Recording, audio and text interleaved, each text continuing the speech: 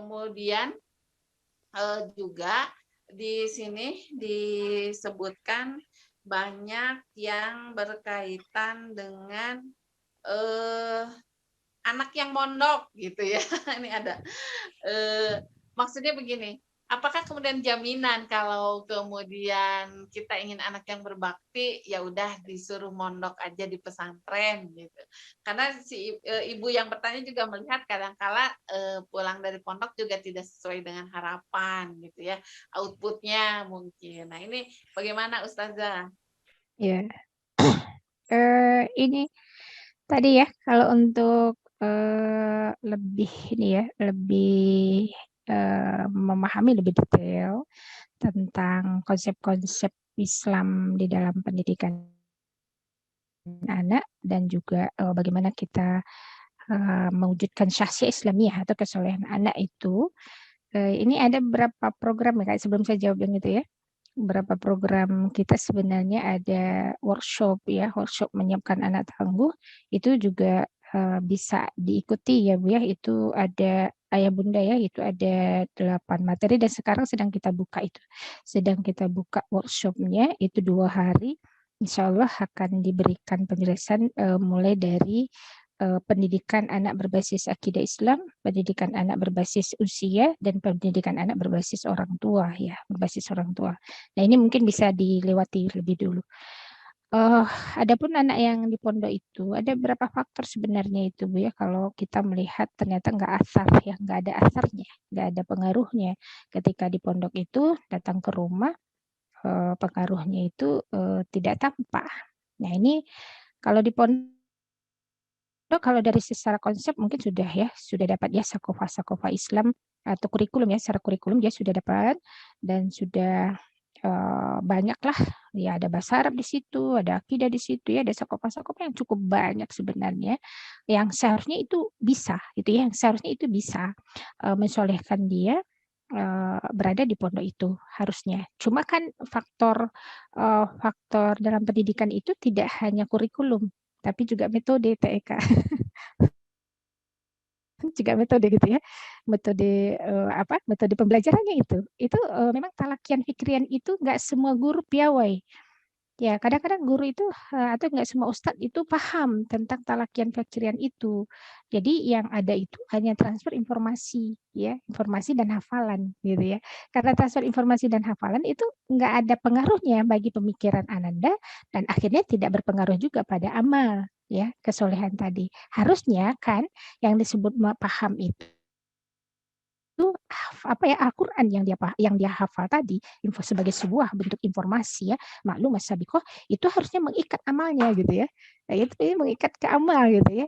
Cuma mungkin ikatan ini bisa lemah gitu ya, bisa lemah itu di pondasi akidah Islamnya itu belum kokoh mungkin. Nah, itu nggak terdetek mungkin ya.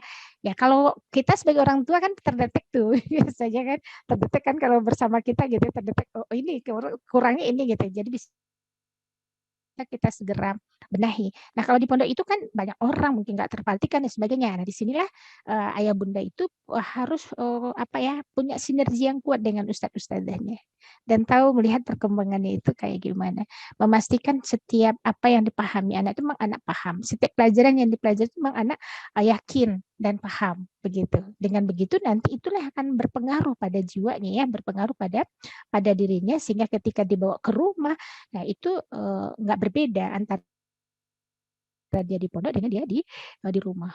Nah, bisa jadi kan juga muraqabatullahnya kan masalah keimanan ya, mengikat informasi ke amal itu persoalan keimanan itu. Persoalan persoalan misalkan apa motivasi surga yang harus dia dapatkan ya. Kemudian persoalan iman pada hari kiamat dengan segala kedahsyatannya, kan itu mendorong dia untuk beramal ya. Kemudian muraqabatullahnya gitu ya, merasa selalu diawasi oleh Allah Subhanahu wa taala. Ini udah ada belum gitu ya. Karena Luqmanul Hakim itu ketika dia mendidik anaknya dia ngajarin yang 3 hal dulu ya, 3 hal dulu dalam masalah akidah. Yang pertama itu adalah la tusyrik billah, ya tidak mensekutukan Allah. Nah ini itu tidak mensekutukan Allah itu kan pemahamannya luas ya. Oh ini yang dimaksud la tusyrik billah itu gitu ya. Termasuk perkara-perkara riya gitu, perkara-perkara hatinya itu memang dikuliti oleh kita gitu. Bahwa semata-mata dia itu beribadah itu bukti dia kepada Allah Subhanahu wa taala bukan pada manusia. Oke, mungkin prestasinya tinggi ya di pondok itu, tapi kok dalam prakteknya kok nggak ngaruh misalkan gitu ya. Itu jadi tanda tanya. Kemudian Luqmanul Hakim juga mengajarkan tentang asyukrulillah. Rasa syukur anak ini kepada Allah besar tidak? Begitu. Itu kan modal sebenarnya. Modal ketaatan itu adalah ketika anak itu dalam dadanya itu sesak gitu ya, sesak untuk bersyukur kepada Allah Subhanahu wa taala. Nah, kemudian yang ketiga itu adalah muraqabatullah, senantiasa diawasi oleh Allah Subhanahu wa taala. Ini 3 hal perkara akidah ini memang harus tuntas ya, agar kita bisa memandirikan anak dalam ketaatan kepada Allah Subhanahu wa taala. Ini proses ya. Jadi kalau dibilang jaminan ya nggak jamin juga ya Bu ya, tidak jamin juga gitu. Itu semua ada prosesnya gitu prosesnya. Maka kitalah sebagai orang tua harus banyak berdiskusi, banyak berdialog, memastikan capaian-capaian anak kita, kesolehan anak kita itu dari sisi pola berpikir dan juga pola sikap-sikapnya itu dan tidak membiarkan sepenuhnya itu ada kerjaan ustadz-ustadzah yang ada di pondok begitu ya. Nah, kita butuh masukan, butuh sinergi, butuh komunikasi dan sebagainya. Ya, mudah-mudahan itu menjadi dahsyat gitu ya ininya capaiannya ketika kita juga ikut gitu ya, ikut membenahi apapun yang ada di pondok tersebut ya, atau mensupport, memberikan masukan dan memberikan pandangan-pandangan ya khusus untuk anak-anak kita mungkin ya begitu, atau ada anak-anak orang lain juga ya pastinya gitu ya, mungkin begitu Teh Eka. Ya, terima kasih Ustazah. Eh, apa namanya? Mungkin nanti kalau di lain waktu bisa dibahas lebih dalam ya Ustazah ya, bagaimana Ya. tahapannya, kapan bisa ke pondok dan lain. Tapi insya Allah tadi itu bisa mendapatkan gambaran.